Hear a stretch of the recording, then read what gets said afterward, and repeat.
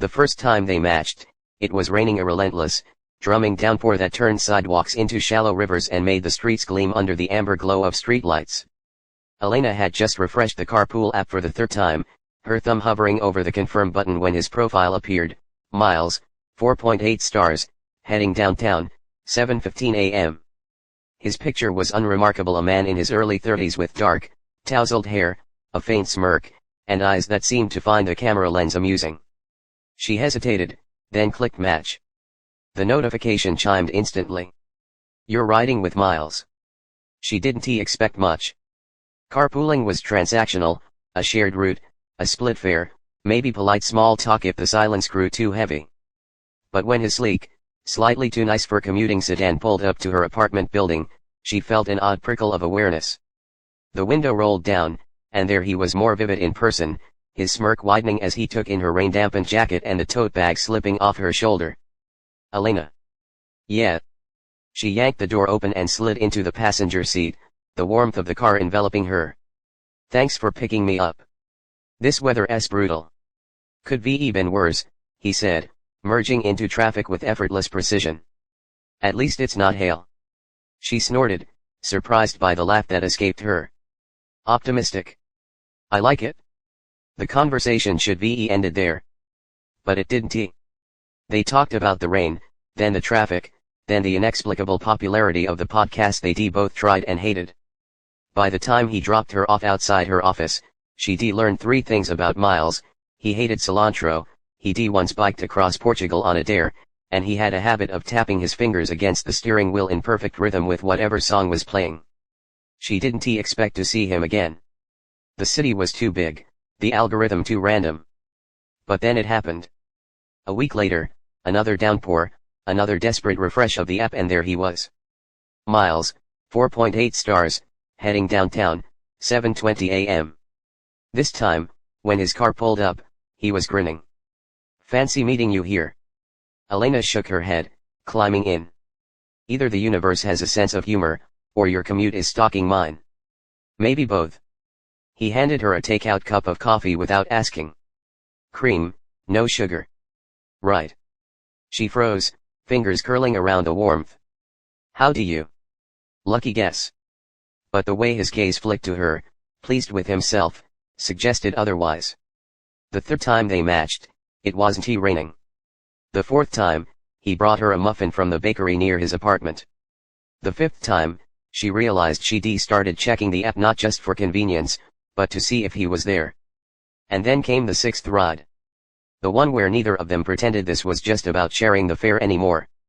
The seventh time they matched, Elena almost cancelled. Her phone buzzed at 6:45 a.m. Miles, 4.8 stars, heading downtown, 7:10 a.m. and her thumb hovered over the screen, pulse quickening for no reason she could name. The logical part of her brain whispered that this was getting dangerous. Not because he was a stranger anymore, she knew his coffee order now, the way he hummed under his breath when concentrating, the exact shade of green his eyes turned in sunlight, but because she liked it. Liked him. And that was how disasters started. But the rain was coming down in sheets again, her umbrella was still broken from last week, and... Screw it. She hit accept. His car rolled up right on time, but something was off. No music playing. No easy grin. Miles looked like he hadn't slept, his jaw tight, fingers gripping the wheel like it might vanish if he let go. Elena hesitated before opening the door. "You good?" "Peachy." His voice was rough. "Get in before you drown." She slid into the seat, the usual warmth of the car replaced by a charged silence. The scent of coffee was missing too. Instead, there was something sharper, cleaning solution, maybe, or the metallic tang of stress. They drove for 5 blocks without speaking. Finally, she cracked. "Did I do something?" Miles exhaled hard. "No." "Then what s?"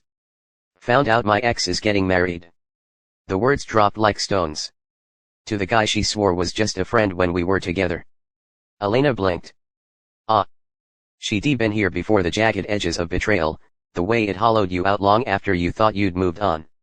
She studied his profile, the tension in his temple, the way his knuckles had gone white. "Want my advice?" she said lightly. "Drive past your office. Keep going until we hit the coast. Change our names. Live off smuggled contraband.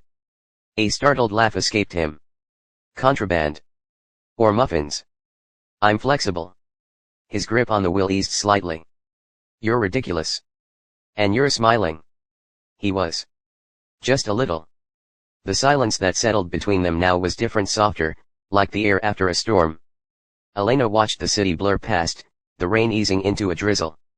She should be let it lie. But. Tell me about her. Miles shot her a look. Not the ex, she clarified. The bike trip. Portugal. He hesitated. Then, slowly, he began to talk. The city had become a parking lot. Elena drummed her fingers against the passenger side window, watching the sea of brake lights stretch endlessly ahead of them. Somewhere up the highway, an accident had turned the evening commute into a standstill.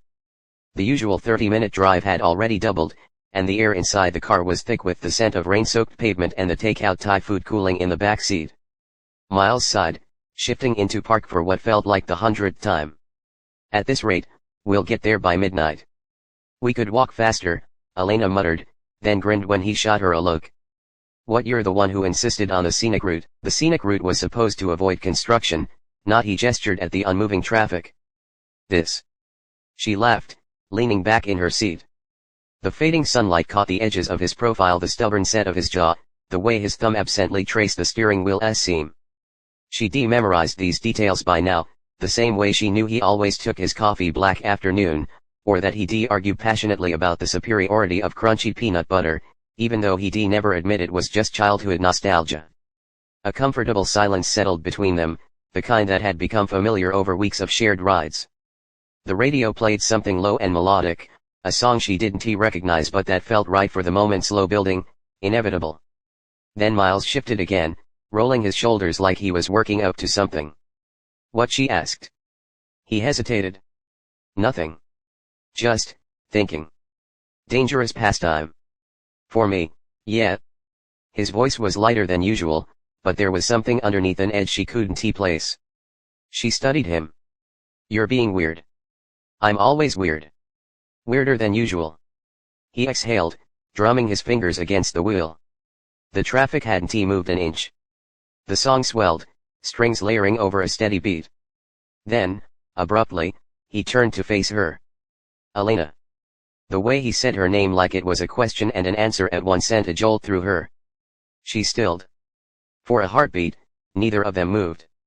The world outside the car ceased to exist. There was only the weight of his gaze, the unspoken thing that had been building between them for weeks, months, since the damn rainstorm and the first stupid joke about hail. Then, slowly, Miles reached over and brushed a loose strand of hair behind her ear. His fingers lingered near her jaw, warm against her skin. Elena's breath caught. The car behind them honked. They jerked apart. The traffic had finally inched forward, and Miles swore under his breath, shifting back into drive. The moment shattered, but the air between them stayed charged, electric. Neither of them spoke for the next 10 minutes. Then, at a red light, Elena reached over and turned the radio off. Pull over. Miles blinked. What? Pull over. He did, easing the car onto a side street just as the light turned green. The engine idled, the sound of their breathing suddenly loud in the quiet. Elena unbuckled her seat belt. Then she leaned across the console and kissed him. It wasn't graceful. The angle was awkward, her knee bumped the gear shift, and she nearly elbowed the coffee cup in the cup holder. But none of that mattered, not when Miles' hand slid into her hair, not when he kissed her back like he'd been waiting for this since the first ride, not when the world outside the car dissolved into nothing but warmth and the scent of his stupid, cheap cologne.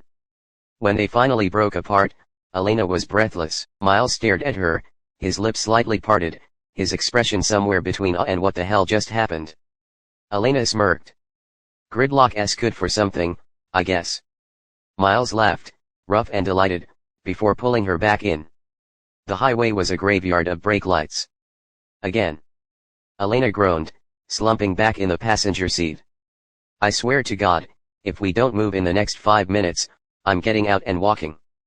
Miles chuckled, his fingers strumming an absent rhythm on the steering wheel. You say that every time.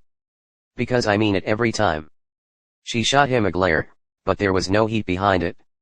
Not when his stupid grin still made her stomach flip after all these months. The traffic inched forward, then stopped again.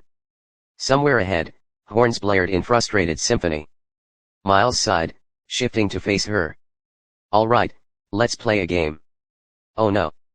20 questions. Absolutely not. Come on, he nudged her knee with his. What else are we gonna do? Elena eyed him suspiciously. Last time we played this, you asked me what my spirit vegetable was. And you said a grudgingly resilient potato, which was both concerning and accurate. She kicked his shin lightly, but she was smiling. Fine. But no vegetables this time. They fell into easy back and forth, the game meandering from favorite childhood memories, his, stealing his brother's bike and immediately crashing it, hers, reading under the covers with the flashlight until dawn, to ridiculous hypotheticals. Would you rather fight a goose the size of a horse or 100 horses the size of geese? Then, during a lull, Miles asked quietly, when did you know? Elena stilled. Know what? That this, he gestured between them, wasn't just about sharing a ride anymore. The question hung in the air, heavy and sudden. Outside, the rain started up again, soft taps against the windshield. Elena looked down at her hands. That day you brought me coffee after my interview went badly. You didn't even ask what happened, just handed it to me and said, who do I need to yell at? She glanced up. You were joking. Mostly. But I realized then that you saw me. In a way most people don't. Miles was quiet for a long moment. Then, for me, it was the umbrella. The what? That first week we knew each other. You'd forgotten your umbrella, and when I offered to walk you to the door, you refused. Said you didn't mind the rain. His thumb brushed over her knuckles. Then I saw you 5 minutes later, giving yours to that old man at the bus stop who didn't have one. You got absolutely soaked and acted like it was nothing. Elena's breath caught. She remembered that day, how Miles had shown up at her office an hour later with a dry sweater, how he'd never mentioned what he'd seen. The car ahead of them moved, but Miles didn't take his foot off the brake. The world outside was a blur of rain and tail lights, but inside the car, everything was still. I love you. The words slipped out before she could stop them, quiet but sure. Miles froze. Panic flared in her chest. Shit. I didn't mean to. He kissed her. Hard. His hands cradled her face, the steering wheel digging into his ribs, but he didn't seem to care. When he pulled back, his eyes were bright. Say it again. Elena laughed, breathless. I love you. The car behind them honked. Miles flipped them off without looking, then pressed his forehead to hers. I love you too. Even when you make us late. I make us late. Every damn day. She kissed him again as the traffic finally began to move, the rain washing the world clean outside their little bubble. The road ahead was still clogged, the commute still endless. But for once, Elena wasn't in a hurry to get anywhere. Elena realized her mistake at precisely 8:03 a.m., halfway through her third sip of terrible office coffee. Her stomach dropped. Oh no. Across the desk, her coworker Mark raised an eyebrow. You forget your own name again. My laptop, she hissed, panic rising. I left it in Miles' car last night. Mark's grin turned wicked. After the hot date you totally didn't have. It wasn't, Elena groaned, pressing her hands to her face. Last night blurred in her memory, takeout eaten straight from the containers in Miles' living room, that bottle of wine they definitely shouldn't have finished, his hand sliding under her sweater as she fumbled to unplug her laptop before. Her phone buzzed. A text from Miles, so. You left something in my backseat. Attached was a photo of her unmistakable teal laptop case, placed neatly on his kitchen counter next to a steaming mug of coffee. Elena typed back furiously, I need that for a 9 a.m. meeting. 3 dots appeared. Disappeared. Appeared again. Then, good thing I'm in your lobby then. She nearly choked. Miles looked unfairly put together for someone who'd gotten approximately 2 hours of sleep. His dark hair was still damp from a shower, and he smelled like soap and that stupidly expensive cologne she'd teased him about last night. He leaned against the reception desk, holding her laptop bag like it was the most normal thing in the world. Elena power walked toward him, heels clicking. You didn't have to. Morning, sunshine, Miles said, too cheerfully. He held out the bag. Charged it for you. She snatched it, glancing around the open plan office. At least 6 co-workers were blatantly staring. Mark was making obscene hand gestures behind Miles' back. "You're the worst," she muttered. Miles grinned. "You love me." "Debatable." His smile softened. He reached out, tucking a loose strand of hair behind her ear, the same gesture he'd made in the car weeks ago, but now familiar. "There's dinner tonight." Elena's pulse skipped. "Only if you bring my laptop back this time." A cough came from behind them. Elena turned to see her boss, Susan, holding a file and looking amused. "Mr. Carter, right from the Anderson merger." Miles stiffened. So did Elena. Because oh hell, Susan didn't know they were dating. And Miles' company was their biggest client.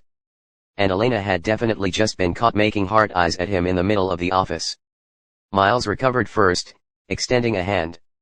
"Good memory. Nice to see you again." Susan's gaze flicked between them. Small world. The silence stretched. Elena considered throwing herself out a window. Then Susan smirked. "Elena, your 9 a.m. starts in 5. Mr. Carter, lovely to see you. Don't let her work through lunch, she forgets." She walked away, leaving Elena gaping. Miles exhaled. "So that happened. Everyone knows." "Yeah." He kissed her forehead, ignoring her half-hearted swat. "Told you you'd glow." The email popped up on Miles' laptop while he was in the shower. Elena hadn't meant to snoop. She'd just been looking for the Wi-Fi password when the notification appeared in the corner of the screen, from Depp.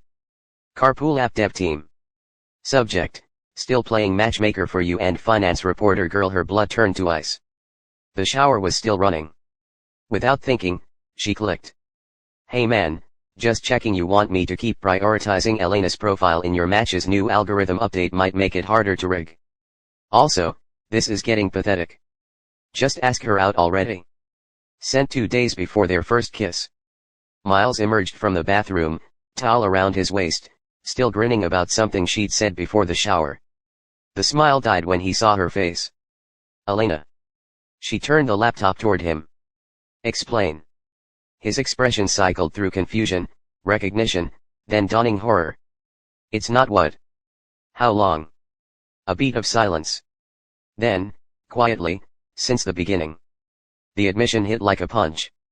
All those coincidental matches. The way he'd known her coffee order that second morning. The fancy meeting you hear smirk that had made her stomach flip. It was all calculated. Elena stood abruptly, nearly knocking over her wine glass. "I need air." Miles caught her wrist. "Let me explain." "Let go." He released her immediately. She grabbed her jacket and left. 3 hours later. Elena sat on the steps of her apartment building, phone dead in her pocket, when headlights cut through the dark. Miles' car rolled to a stop. He got out but didn't approach, leaning against the hood in the exact spot where they'd first met in the rain. "I recognized you," he said, voice raw. "From the Tech Forward conference 2 years ago." Elena frowned. "What?